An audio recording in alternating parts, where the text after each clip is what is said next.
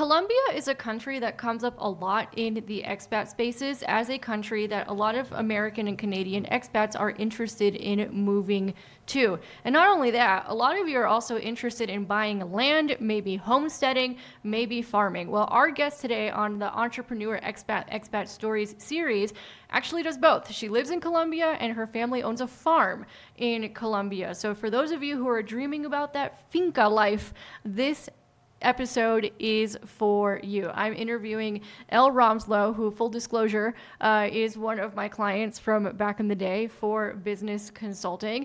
And she has since moved to Colombia with her husband.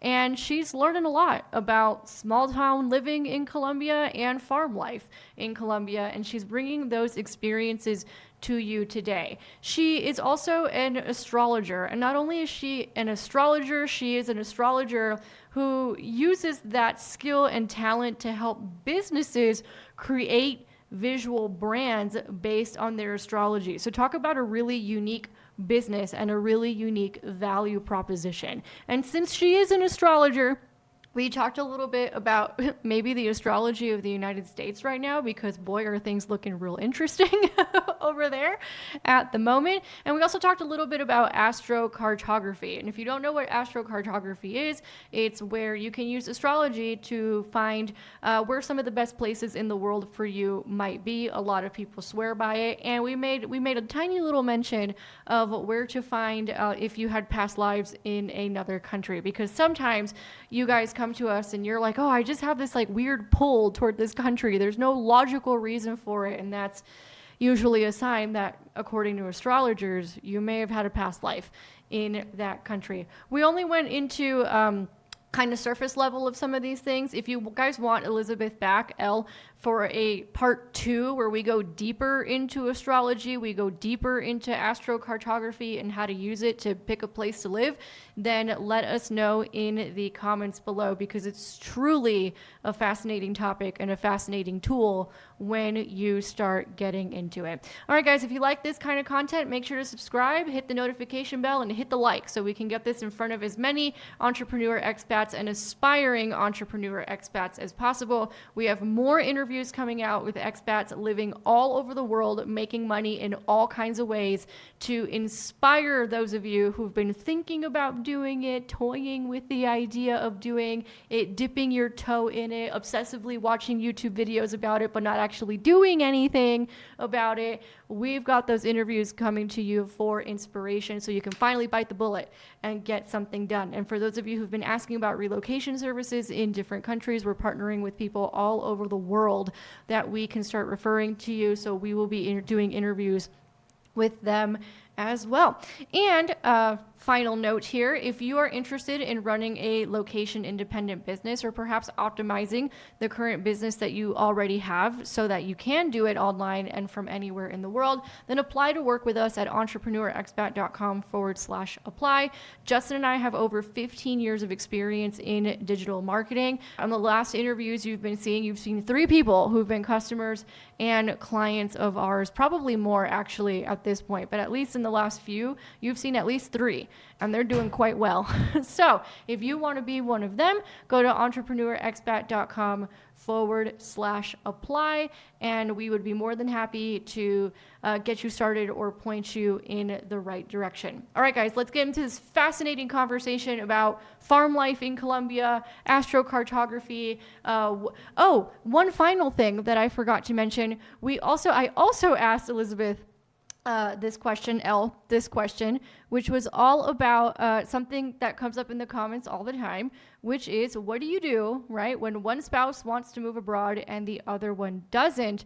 Because Elle, like myself, like Diana, who I recently interviewed, and like a lot of people that I've interviewed, ended up in another country because of their spouse. So for those of you, particularly the men who keep bringing this up, the single men who are like, oh, we're the women who want to travel the world. We exist, right? Because I'm one of them, Elle's one of them, Diana's one of them. So we talk a little bit about that as well. Okay, now let's get into the interview. Hello and welcome to another episode of Entrepreneur Expat for our Expat Stories series. We are bringing you interviews with American and Canadian expats living all over the world, and a European too, now that I think about it. Also some European expats on this Expat Story series, because we're showing you guys how people are living in multiple different countries and making money online while doing it to inspire you and also share a lot of the wacky stories that come with expat life. Today, I'm here with Elizabeth Romsloe, and she lives in a country that a lot of you have been asking about, which is Colombia. Colombia comes up all the time. Not only that, Elizabeth, or Elle as I know her, also makes money online in a very unique way, which I'm very happy to highlight. And in addition to that, her family is now building a farm in Colombia, and a lot of you I know are into that farm life too. So this is going to be a very interesting conversation. Thank you so much for being here and sharing your experience with us. Yeah, absolutely. Pick my brain all you want. I'm happy to be here. Thanks I'm for about having me. to. I'm about to pick your brain for the whole audience asking about Colombia. So, before getting into how you ended up in Colombia, the farm life, all that stuff, which I know they're dying to hear about, I also know that a lot of people where they really struggle more than anything in making their expat life come true is how do I make money? So, how do you make money? I am a brand designer, and the unique thing that I do is I utilize my client's astrological birth chart to be the springboard for the design, all of the concepts, so on and so forth. So that's what I do. So it's a brilliant concept. You've read my chart before and you've told me a couple things. And because I know you, you've been in some of our business training programs in the past, I actually started learning more about that stuff. And I was like, wait a minute. So my messaging is actually this, and my values are actually this. And I started doing it based, actually, Entrepreneur Expat started because of astrology. There you go. There you go. So here we are. The shit works. In other words, for the non-believers, start believing. Okay, great. So you basically are a brand designer. For somebody who may not know what that is, because we have all kinds of generations who watch this, what exactly is a brand designer? So I help businesses zero in not just on the logo. That's usually the first thing that people think of when they're like, well, I'm starting a business. I need to put my stamp on everything that, like, you know, sums up everything that I do in like one little image. I start with the verbal branding and work with them on messaging, and then move into the visual branding. And then I also help them with what I call the kinesthetic branding, which is deciding on their client experience. So it really is a holistic approach. I call it the brand grimoire. It's my three spheres of branding: the verbal, visual, and kinesthetic. So it's what you say, how you say it, the colors and the fonts, as well as your logo, and then also the experience that you deliver for your client. That's also a brand. I love to give the example of Lush. A lot of people know that cosmetic company. Even if you've never been in the store, you've probably smelled it if you've been in a mall. Mm. And it's just such a great example of a brand experience because they're so consistent from one store to another. The people that they hire, the personalities, when you walk in, it's like sort of sensory overload. They're usually always doing a demonstration of their bath bombs, and they usually send you home with like a little freebie. Even if you had a conversation about something and decided not to buy, they'll send you home with a little bit of it anyway. um, at least that's been my experience. So yeah, did I answer your question? Was that Yeah, you did. what Yeah, branding I is? think that's a Yeah. really great example, actually. So to sum it up for people, you work with businesses on their branding, and you work with them on their messaging, which is like how you're speaking to your clientele, and you also work with them on the visuals to making sure that it's consistent and it actually works. Which, when businesses Yep. figure that out, they make a lot of money. So lesson Yep. number one here. for the audience listening is if you want to make money online, sell to people with money. Businesses usually have money. So if you do more B2B stuff, you're more likely to start making money a lot faster. And in your case, you have a skill that lends itself to B2B. Yep, A whole lot easier absolutely. than it's a whole lot easier than trying to make money off of YouTube ads, which I know some of y'all listen and keep trying to do. So yeah, Yeah. find a marketable skill and sell it to people with money. Boom, solved. Okay, so you have that part figured out. I know when you and I met a few years ago, you had not moved to Colombia yet, so you were already doing this before you moved, which was smart. Because a lot of people sometimes they'll email us and they'll be like, "Oh my God, I'm in Mexico and I have no idea how I'm going to make money," and we're like, "Shouldn't you have figured that out before you like made Probably. the leap?" Probably, right? So that was smart. Um, Now that being said, if you already made the leap, doesn't mean you can't figure it out. But if we're gonna do it the smartest way possible, figure out how to make money online first, then go move somewhere else. So you ended up in Colombia. A lot of our audience is interested in Colombia. Did you ever? I know the story, so I don't want to get ahead. But did you ever think you were going to end up in Colombia? Colombia, no. Um, I had no idea. I have known for a very long time that I have said several times, I would be happy if I rolled out of the bed into the ocean. Like, I would be happy living in a hut Yeah. if that was the case. Like, I am a beach girl. I love hot weather. Um, which is a little bit funny when you know that I'm half Norwegian. And I have also said many times, I think that the reason Vikings became such intrepid sailors is that they were searching for better weather. Um, so in fact, my father was really who's the Norwegian. He was the one who was a true Caribbean fanatic. So a few years ago, I was really starting to make some plans to move to the Caribbean. I have a cousin on St. Thomas, and We were just so I there. was in the process of investigating that. Uh, yeah, and I mean, I remember thinking in like personal development courses and like visioning like where would you live, blah blah blah. It was always me trying to make the sensible vision. Like i want I want like beachfront property or whatever, and I'd be like, well, maybe Galveston, Texas, or Hmm. maybe like coastal Georgia, like something that like makes sense. uh Screw that. Don't try to make your dreams make sense. If you You're want to go this. somewhere, go there. You're the second person I interviewed this week who said that. And I think if I'm looking at the audience and things like that, and it's not just with moving to other countries, it's everything. We all get so caught up in the logical and the logistics of all Yep. of it that it never happens. Yeah, exactly. uh Also, this is a little bit of a tangent, but I feel that I should probably share this story because it's a little bit sad, but also I think it'll serve a lot of people. I was having a conversation with my mother just a few years ago. I think it was right in the thick of pandemic. I was visiting my parents, and so this was like summer of 2020. And at this point, I think my mom is like 72.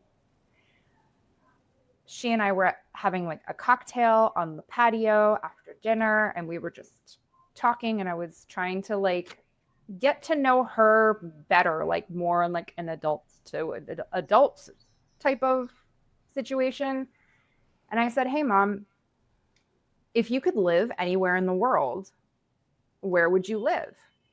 And I was fully expecting her to pick someplace like Paris. She was a huge Francophile, as she would have called herself. She loved everything French. Or maybe even New York. She lived in New York right after graduating Wharton Business School, and didn't really have the opportunity to like do the thing that she came to do there because she had to move back home to take care of her father. And the answer broke my heart. She's like, I don't know. No one's ever asked me that question before. So here she was at like 72, and like she was born, raised, and lived her entire life in and around Philadelphia. Like I'm proud to be from Philly. I am a Philly girl, heart like through and through. But like, get me out of where I came from. Right. Um, so always like, even if you don't do anything with the answer to that question, ask yourself that question. If I could live anywhere, don't make it logical. Don't bother about the how. If I could live anywhere in the world, and then go take a trip, see what it's like. If you've never been, but if you have So, been, you already know. yeah, pretty much. Yeah, and I mean, you're into astrology. We can get into this whole thing about like past lives and countries people think they belonged to and all that too. That is a whole trippy And then conversation. there's astrocartography too, Yeah.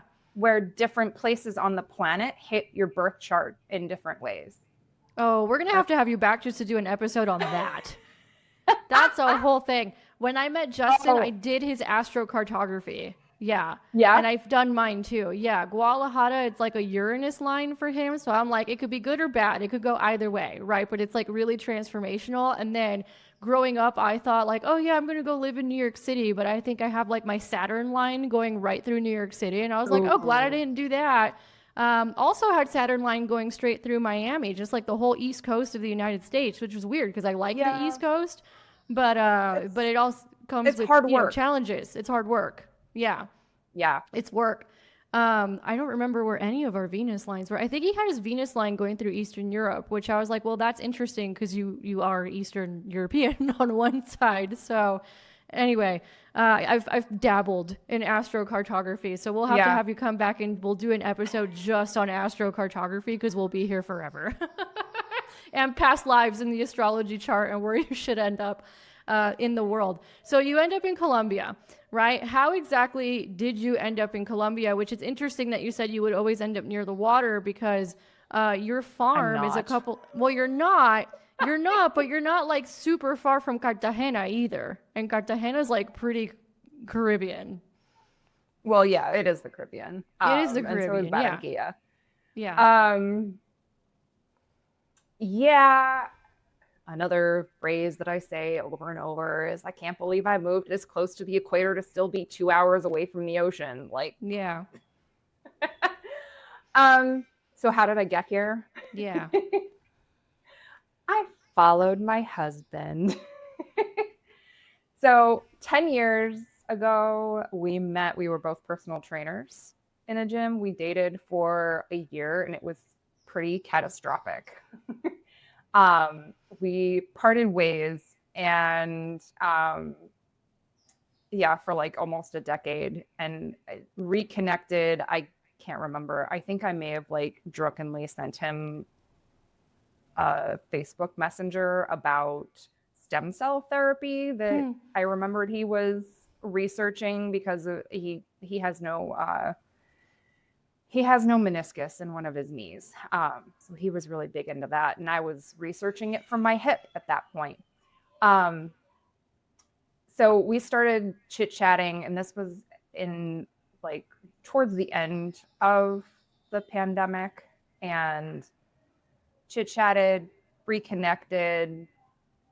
Like, oh, we're a hell of a lot more aligned than I remember us being. And he's like, I am interested in doing this, but I am really committed to moving back home. He had been in the States for, I mean, he's a US citizen as well. He'd been in the States for almost 20 years at that point. Uh, his ex-wife is the reason that he was in the US to begin with. Um, and I was like, I am kind of not feeling this whole US thing. I was a little disillusioned with how COVID was handled. Um, and also, I just knew that I wanted to be someplace warm going through this is a sort of a sidebar, but going through withdrawal from psychiatric medications had me very, very, very depressed. And every time I had to walk my dog in the cold, it was like an existential crisis. So I was like, I'm about to be 40 years old. Like I know I'm not gonna miss the seasons like everyone keeps telling me. So I was like, okay, well, if we're gonna get back together and like make a thing of this, you should probably take me there to see if I like it. And so we did, and it was fun. I was like, this is they shut the water off at night. Like thank you, Elon Musk, for Starlink. This is not an ad. But it this little town, God love it. It's a little bit off the beaten path where I ended up. But yeah, I was not scared away, and so I said, okay, yeah, we can keep going down this path, and we moved. Our flight was on May 1st of 2023. 10 suitcases, a guitar, 2 personal items, and a husky. Oh, Daisy loves huskies. Where's Daisy? She's not here with me. That's our golden.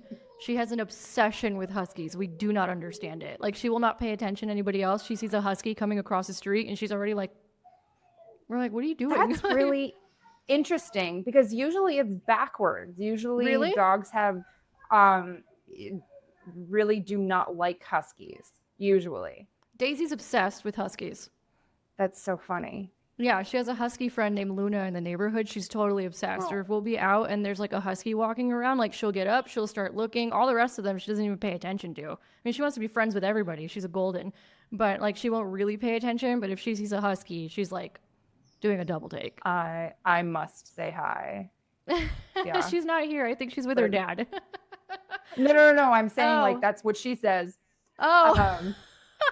It's probably better the intense fascination than an intense fear. And I'm surprised. It's funny that you say like, oh, there's a husky named Luna in the neighborhood. Like, remember, like you're in Mexico. There's dogs everywhere. there's probably at least, well, no, what I was gonna say, there's probably at least 10 other huskies in this city. Oh, really? Yeah. Like in Colombia, where it's like 90 degrees most of the time. Yeah, well, the thing that struck me about Mexico is I've never seen so many dogs in one neighborhood before. Like, people really love their freaking dogs here. Or, Really? yeah, or I mean, there's street dogs too, depending on where you go. Not like where we are, but in other parts of Mexico, like street dogs. Like, there's just dogs everywhere. It's just like, Yeah, there are a lot of if you don't like dogs, street dogs here. if you don't like dogs, don't come to Mexico. Basically, just don't do it because they're everywhere. Okay, so you end up in Colombia. You followed your husband. Yes. I too ended up following my husband to Mexico. Similar situation. He was already an expat. He'd already lived in other countries. He was pretty clear that he did not want to live in the United States for a lot of reasons. And I was like, same thing. I was like, well, maybe I should like go check it out, maybe. Right. And I ended up liking Guadalajara, but we ended up to a bunch of different places. I was like, no, actually, this city's pretty cool. And he often tells me, he was like, I would have moved out of there if it wasn't for you and like you liking the city and seeing it like through your eyes in a new way, because I hadn't even realized the stuff that you were picking up on. And we love it here. We enjoy it a lot. It's a cool city. Okay, so we do have a lot of men. It's interesting because you're the second person I interviewed this week for this podcast, and you're the second one to tell me I followed my husband, basically. Because yesterday I interviewed someone who followed her husband in Northern Ireland. And I was like, okay, see, I think of the men who reach out to us a lot of the time, or the comments that we get sometimes on the YouTube channel, usually men, sometimes women, right? But I think women have an easier time convincing their husbands of doing things than maybe the other way around. Perhaps we have a bit more influence, but a lot of times it's the men who are asking, who are in this easy situations where like, I'm trying to get my spouse on board, or I'm trying to get my fiance on board. We've had people tell us that they broke off engagements because they couldn't get the woman on board with, actually, they were looking at Mexico or Colombia. The man was. And I'm trying to, so every time I hear a woman who like followed her husband to another country and just went for it, I'm like, look, we exist. It happens. We're here. Yeah. So what suggestions would you have? Because your husband had to kind of like not convince you, but you know, it had to be a conversation, obviously, just like it was for us. So what advice would you have to all the people in our comments and in our emails who, because I swear to you, this comes up once or twice a week, at least, in comments or Yeah. emails. Like, how do I get my spouse on board or my fiance on board or my significant other on board? I have a question about the person who moved to Ireland. Was Mm-hmm. she the daughter of immigrants also? I don't think so, actually. Oh, okay. So I was Yeah. just like doing like a quick recon in my head. Like that's something that you and I have in common, Yeah, and I Justin has that in common think. too. He's the son of immigrants. Yeah. So my father's from Norway. And I have seen, I mean, I took my first transatlantic flight when I was 2 months old. Yeah. So I've seen more of the world than a lot of people, but so I don't know if that has something to do with it. So I think maybe like a passion for travel, like if you can find people that are sort of like-minded. Um, I have the, as terrible as this is going to sound, I have the very sort of specific indicator that I have just dated Latinos ever since I graduated college. So, but I mean, the fact that I ended up with one that like wanted to move back is a little bit different. That's happening a lot more too now, depending on the country, though, which is an interesting thing. That, I mean, like Cubans in Venezuela. Like I had this conversation with someone else we interviewed on the channel, also the son of immigrants. He grew up in Miami, but he's Cuban, and he's like, yeah, you see like Latinos who are seeing what's going on in the United States, and they're like, ooh, shit. We've seen I was this going to say this before. is a very like Shit. timely conversation to be Yeah. having. From different angles too, because there's also Latinos that Yeah. are like super conservative and they're not happy about what's going on either. And you and I have talked about this before, and I think all expats who've like left the country and see it from a different perspective are like, yeah, the system's fucked. Like we're just gonna keep ending up here until the system changes. I think we're all in agreement Yes. on that here. All the expats all noticed it too. But for example, you have a lot of Mexicans who are starting to move back to Mexico. But Mm-hmm. then you have Cubans and children of Cubans and Venezuelans who've been in the U.S. for a long time. I'm not fucking going back to Cuba. I can't do that. You know, so where are we going to go? We're probably going to end up in Mexico or something like that. Or now we've got our eye on Argentina, but all our Argentine friends keep saying, give it a couple years, and then Argentina's going to be the bomb, basically. But I get what you're saying about like, oh, if you are the child of immigrants and your family literally uprooted all their shit and moved to another country, then maybe it doesn't seem like it's such of a big deal to you. But I'm just now thinking that the woman I spoke to yesterday, she's like Mm-hmm. multi-generation American that I know of. Yeah. Um, I actually, wish we could have also, asked my mom because yeah, she's like 13th generation American mutt, but she uprooted and moved to Norway. to Norway. But I'm also thinking about the reverse because one of the men who mentioned to us that he had to break up with his fiance was Dominican. And I think his fiance was also Latina and her parents had immigrated over. And she's like, no, I'm not doing it. So I don't know. I mean, I get what you're saying Oh, that interesting. Yeah. maybe if you come from an immigrant family and because you come from an immigrant family, you do kind of understand a bit more about what's going on in other parts of the world in a lot of ways, or you're more open to stuff like that. But I've also heard the reverse, where it's like people who are immigrants and they just fucking refuse to move out of the United States. So, like, I get what you're saying, but I've also seen the reverse, or I've also seen like Yeah. multi generational Americans who are just like, I'm down for an adventure, let's go. Yep. Maybe it's in their birth chart. Yeah. It might be, or their astrocartography somewhere. Yeah. Yeah. I don't know. I mean, it's because Vic really didn't have to like do very much convincing. Yeah. Um, because I was already in the mentality that after having lived my entire adult life in Washington, D.C., I was, and then also sort of working through if I'm going to move, I want to make it really worth my while. So I was already like in my head leaving the continental US, Same. even if it was going to be to St. a Thomas. Caribbean island that Yeah. was a US territory. Um, so there that part I was already, I don't know, go hang out in expat Facebook groups and like there's a ton of women in there that are running amok by themselves. Yeah, it's true.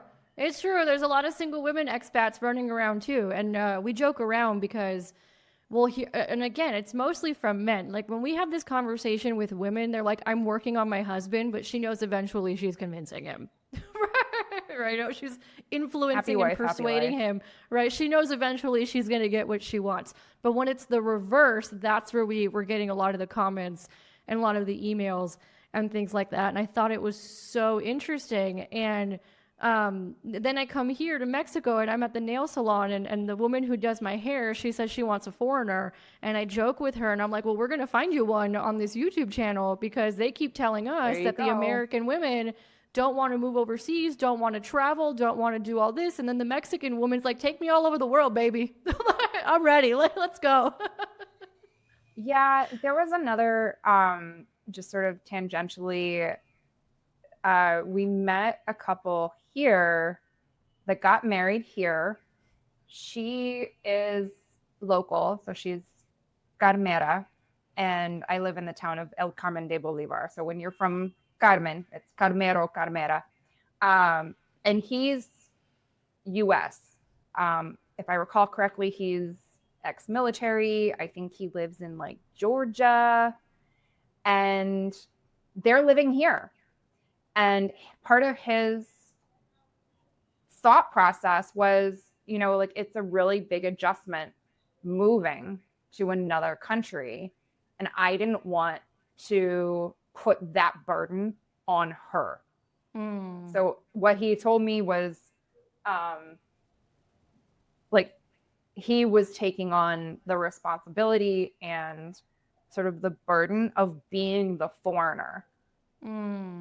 So like there is that. And obviously like when you have like two people of the same nationality uprooting together, you're both kind of you're both navigating that, what it is to be a foreigner. There's like the language, the culture and the customs, Banking systems, all of that, paying new bills. things to navigate. Yeah, but like I think women in particular, like without getting to like feminist on here, women do bear a lot of the sort of invisible labor in a relationship, just as you said, like the banking system and like the paperwork and making sure that all of that stuff gets done. And so when two people are not speaking the language, who's like my husband's doing all, if not like most, if not all of the sort of like the paperwork, the official stuff, so on and so forth, which removes a lot of the burden for me. But if it's two people who are, let's assume, English speaking, moving to a different country, and they have to navigate the red tape and everything to like make that happen. I mean, it's different for you and Justin because We both speak hola, Spanish. ¿cómo está?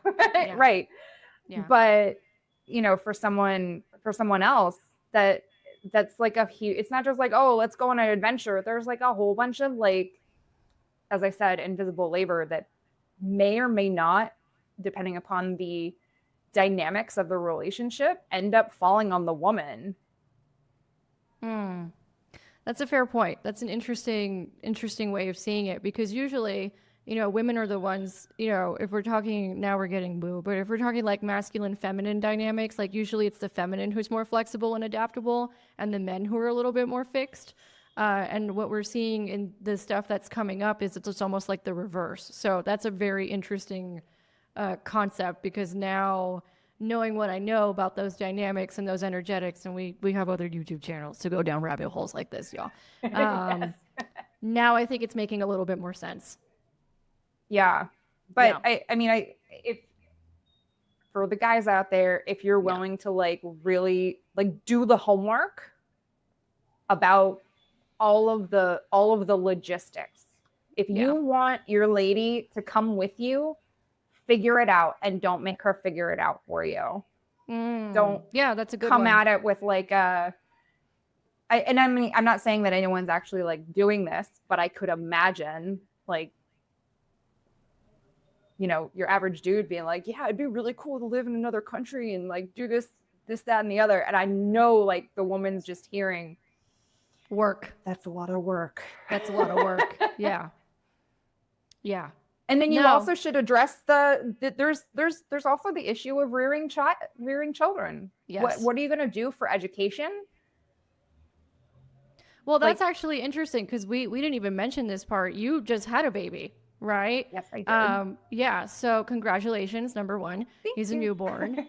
You just had a baby, and that's an interesting conversation as well because you uprooted your life. You decided you were going to another country. You decided you're raising a kid. In Colombia, that's an interesting conversation because Justin and I didn't have that. We're like, we don't have kids. We're probably not going to have kids. Um, but a lot of people, right, do end up having to have that conversation about like, what are we going to do with the kids?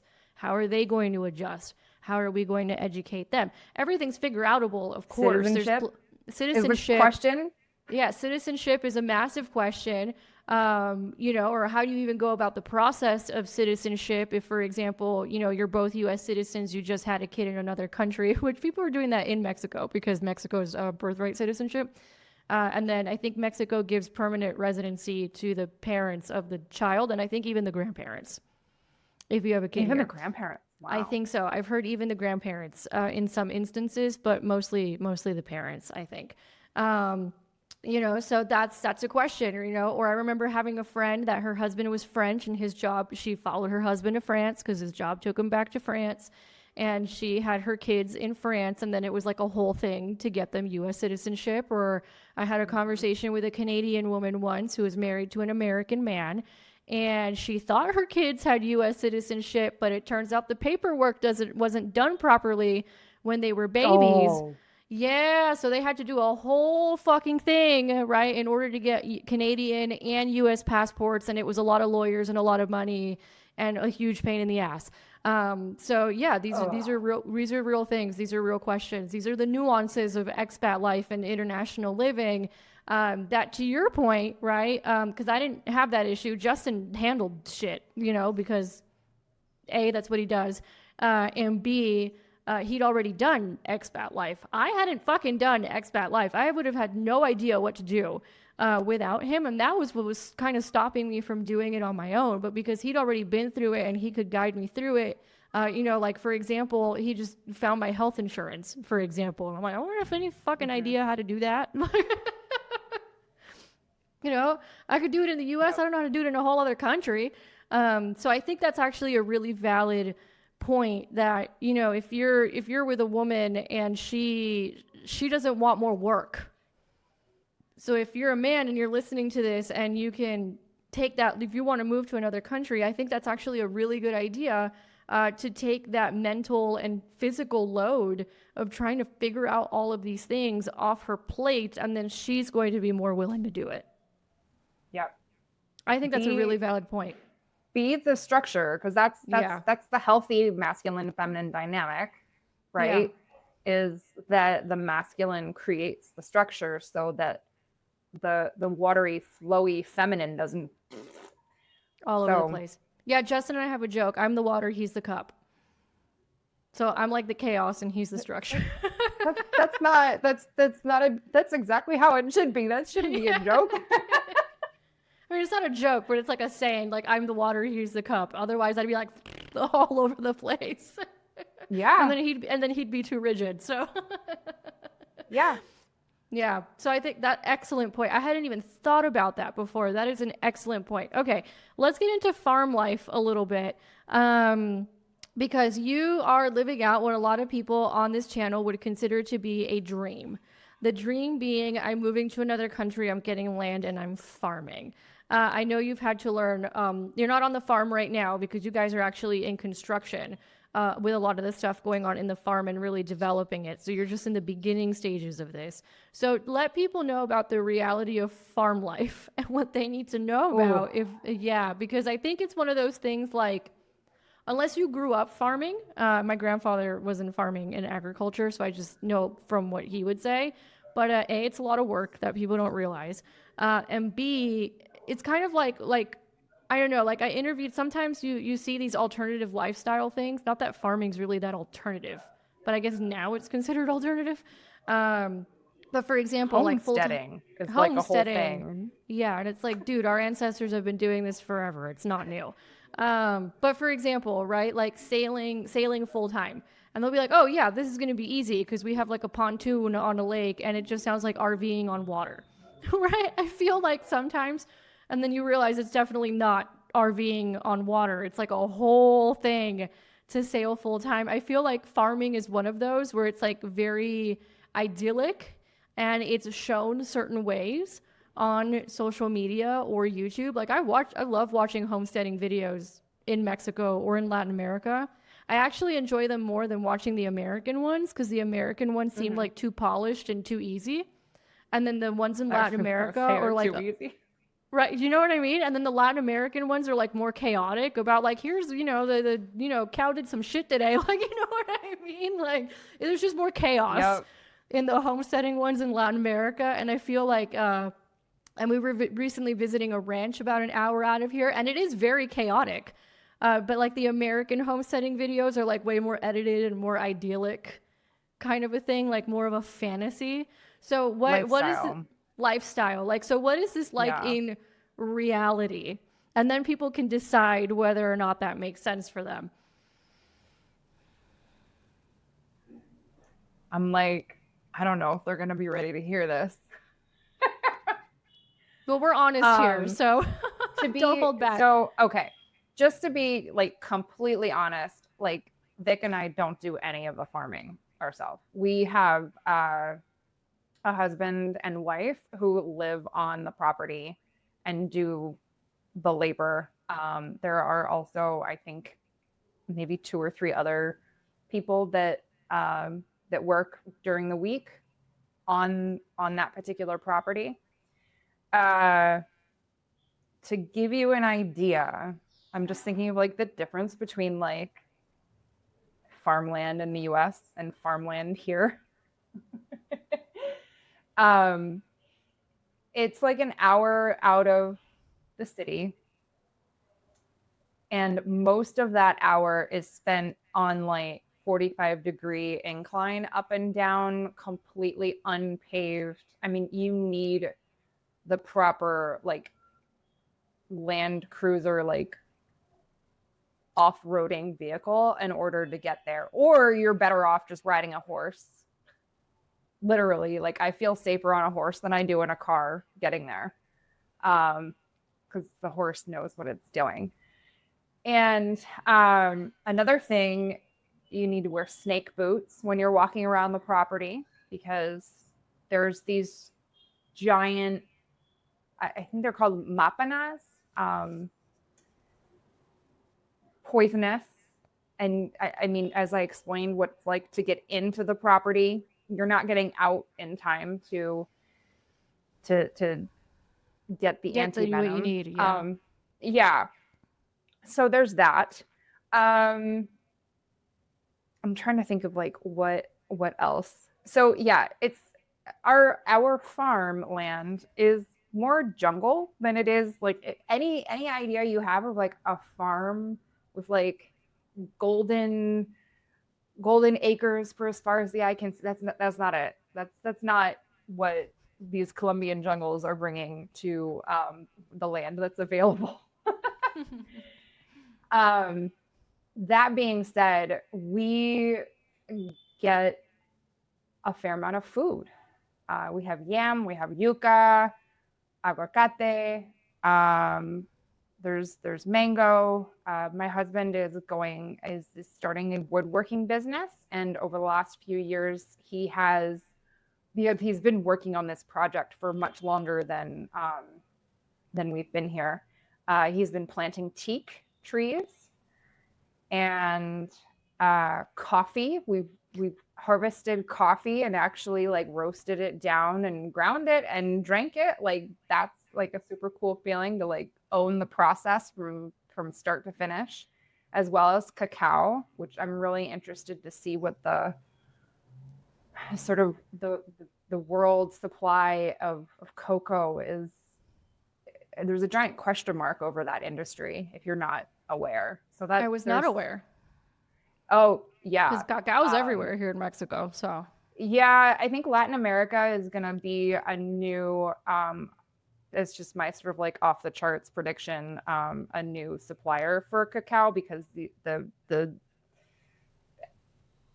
the cacao in Africa is like being over farmed and there's just a lot of drama regarding Hershey. mm, So yeah, if that's a rabbit hole you want to go down, you can Google. Google will know much more than I do, but I just know enough to know that I'm kind of interested in pursuing like more seriously the cacao supply. I'm trying to think of what else. We've got a lot of animals. That's my favorite part. Of course, we've got chickens.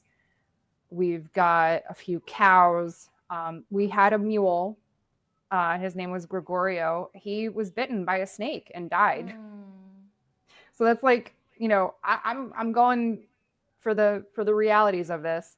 We have two like pygmy deer. It's like these animals are like deer except for their size of dogs.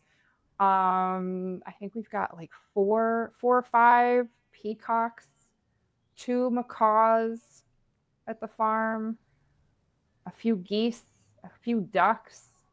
It's it's awesome. It's a zoo over there. Um, as far as and this was the thing that I'm like, should I tell them? Should I not? People should be aware that this country is not completely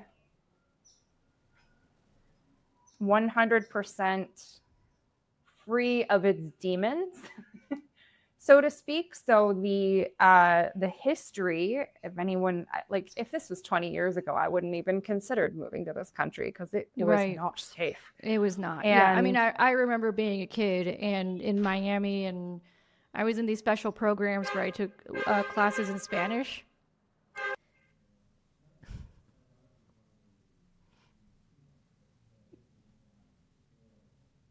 Is it still going?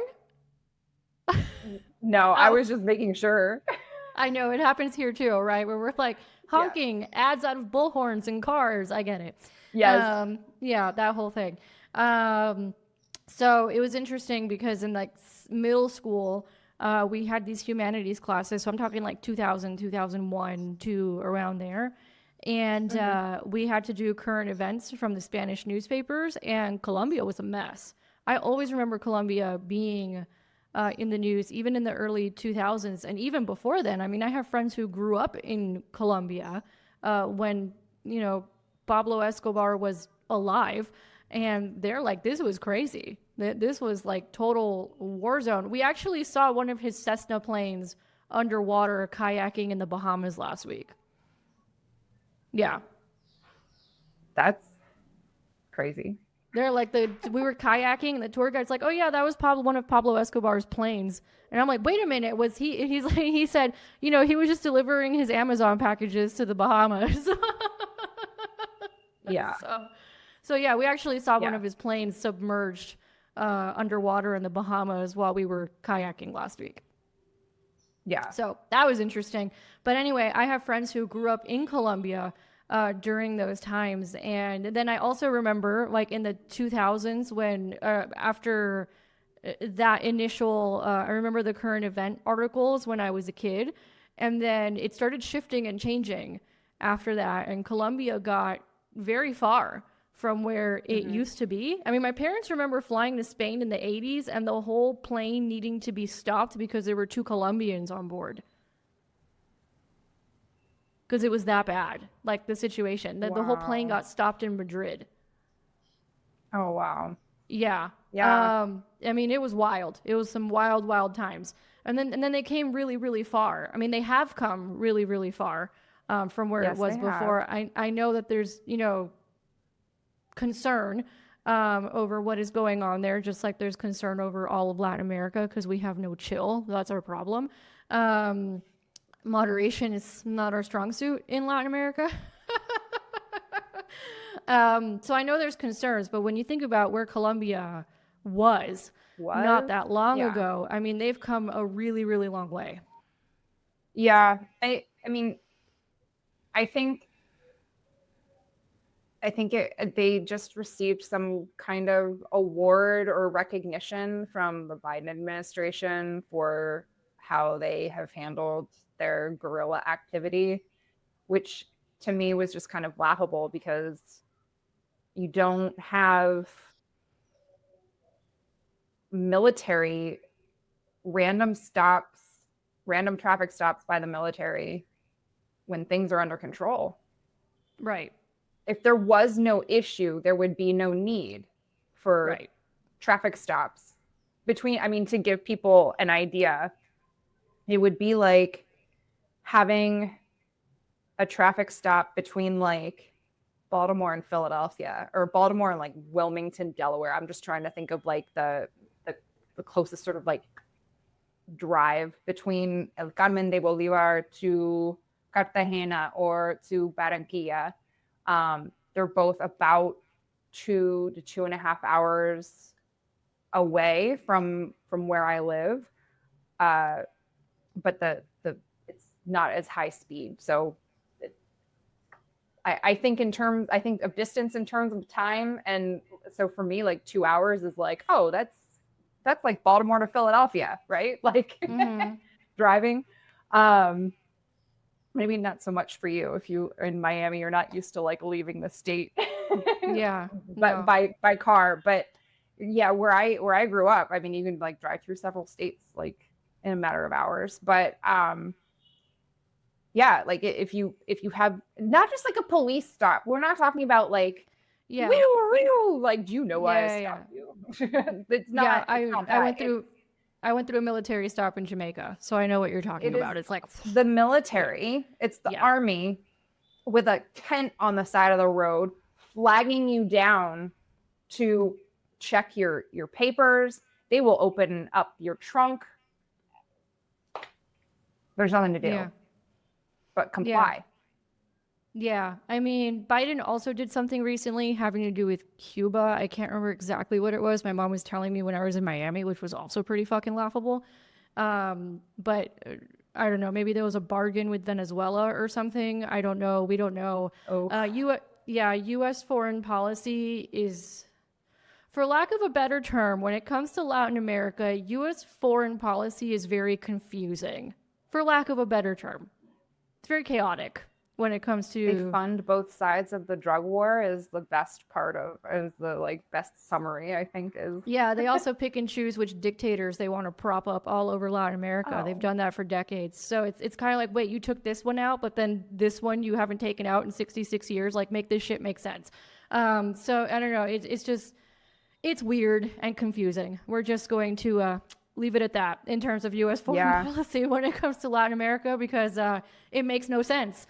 And people from Latin American countries who have followed this stuff, they know it makes no sense. And we've all given up on trying to figure it out, what the deal is.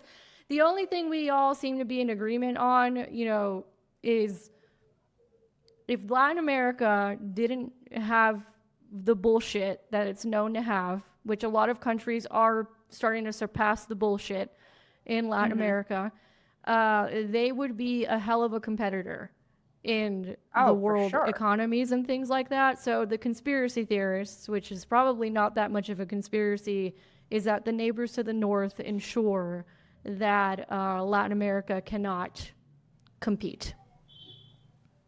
We'll just leave it at that. I mean, I don't think I saw Yeah. somewhere earlier today the only difference between truth and conspiracy is time. Yeah, that's a fair point because a lot of things that were conspiracy theories have turned out to be true with time. So I don't know. We'll see what ends up happening. I think Latin America's got some really interesting things going on. It's not perfect by any means, but we also say there is no such thing as a perfect country. It doesn't exist. It's not a thing at all.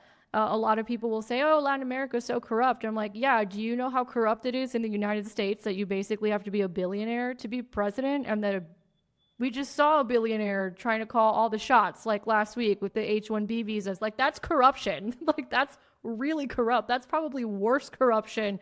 Or because I had a Brazilian guy tell me this once actually. In Latin America, the corruption's over money. In the United States and in Western Europe, and the corruption's over power.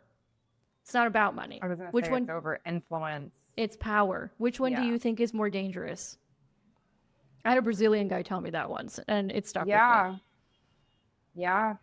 Yeah, because corruption's everywhere. It just exists, and it's something you have to deal with. I think the interesting question is, what are they trying to get?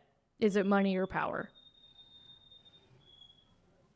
So anyway, That's kind of like a bone chilling comparison. But yeah, I would have to agree with him. yeah, because That's I a mean, very we see smart- corruption. We see corruption, and actually, now with the stuff going, because your father, you said he was an engineer. We were on Royal Caribbean last week, which by the way we loved. They killed it with the Icon of the Seas. But we were talking to It's a people great from a lot. line. It's a great line. We can't be cruisers all the time. It's not the only way we can travel, but holy shit, when you find a good one, you find a good one when it comes to cruises, and it's just great. And anyway, we were talking because Royal Caribbean attracts people from all over the world. We had a very international passengers. I mean, literally, How people many from passengers are on that? 7,000 passengers, I think they said, and Jesus. it was like 3,000 crew or something like that. Wow. Yeah.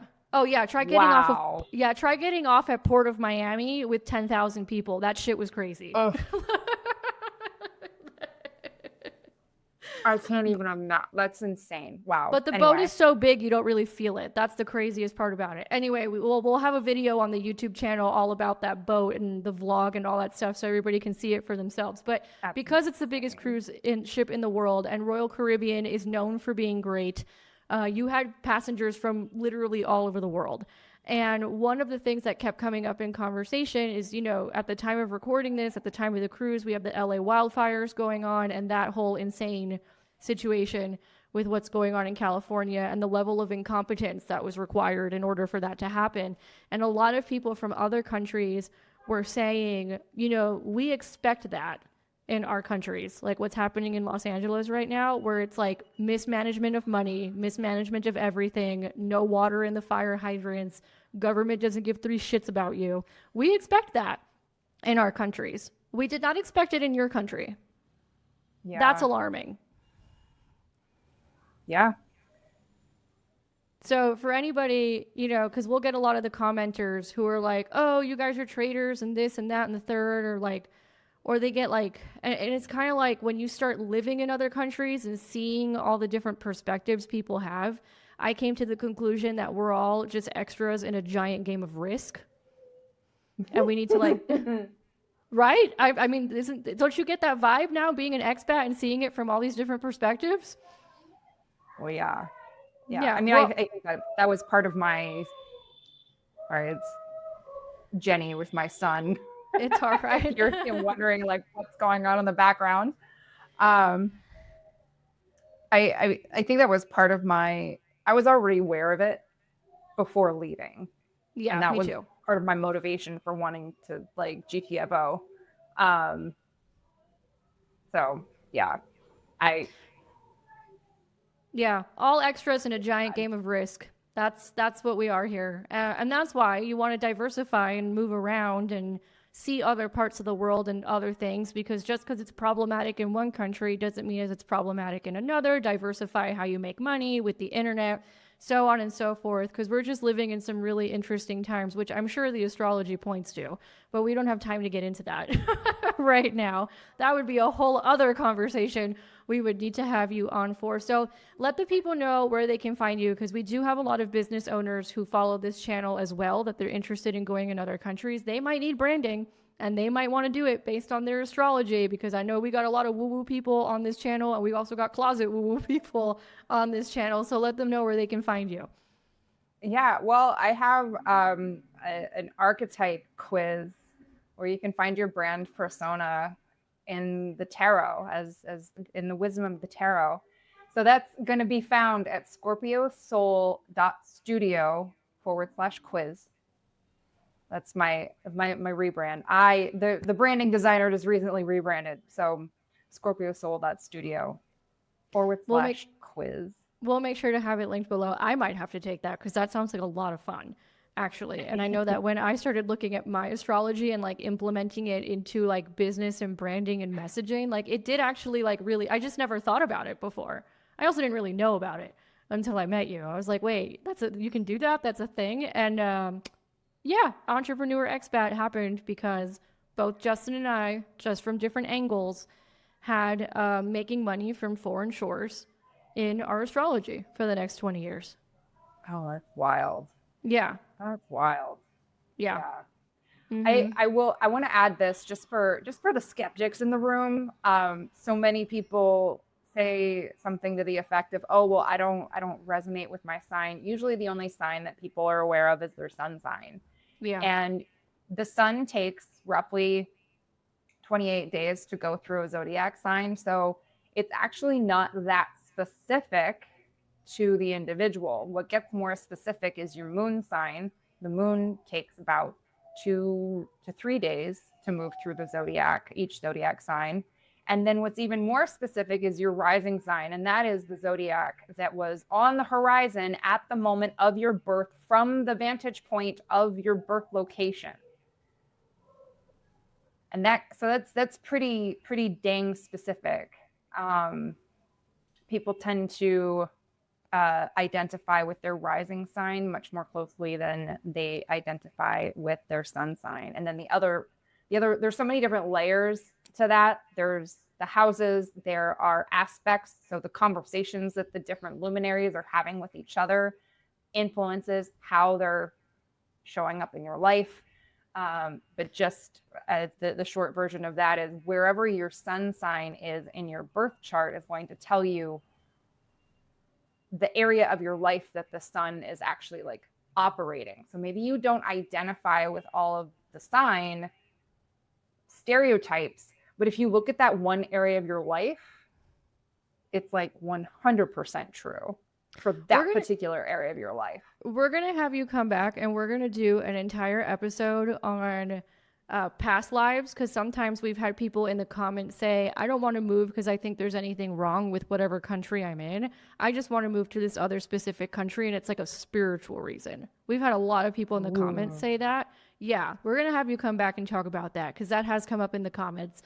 Or we'll have people, or I know, for example, sometimes people just have like a fixation with this part of the world. And then our shamans here were like, oh yeah, that could be a past life thing. And you can like find it in the astrological birth chart or astrocartography.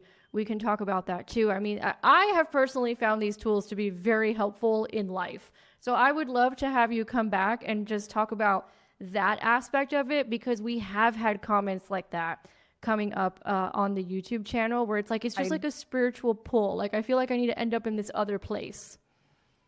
Yeah, totally. I would be happy. Interestingly enough, I'm still on my MC. Okay. DC was on my MC, and now I'm like in the like epicenter, like concentration of my MC. So yeah, I mean, well for me professionally.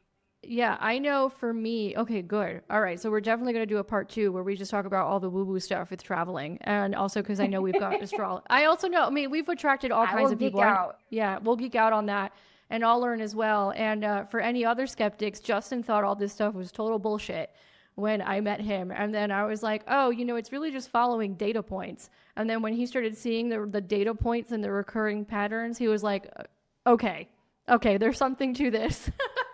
Oh, yeah. All the analytical kind. When you see the data points play out throughout the course of history, it's undeniable. Yeah, and then Yeah, that's also, and again, we'll have you come back to talk about this specifically, but there are a lot of people who are saying, oh, the United States, it's in its Pluto return, meaning Pluto is Hmm. coming back around to where it was when the United States was created. And throughout Yep. history, every time an empire has their Pluto return, it falls. So, It or it's it not that it changes in some falls. It will way, or it either, changes. yeah, Yeah. it will either fall or have like a massive revolution. Yeah. Yeah. So the United States is going through that now, right? Yep. Which is why we're seeing a lot of the things that we're seeing. But we'll have you come back to talk about all that stuff specifically because, like I said, these are tools that have really helped me just in different aspects of life. And then when I followed the data points, it was like, you're going to move to another country, you're going to make money from another country, you're getting married, and I was like, holy shit. That's wild. So I'm converted. So we're going to have you come back to talk about it specifically in terms of what's going on in the world. We can talk about, how people can figure out, if they, for example, feel a pull to a certain part of the world, can you find it there? All that kind of, we're going to talk about astrocartography. It's going to be really juicy and really fun. So everybody make sure to, That'd be fun. it would be super fun, right? Like we're going to book it now. So we do a part two. So, Okay. so Heck everybody, yeah, I will geek yeah. out.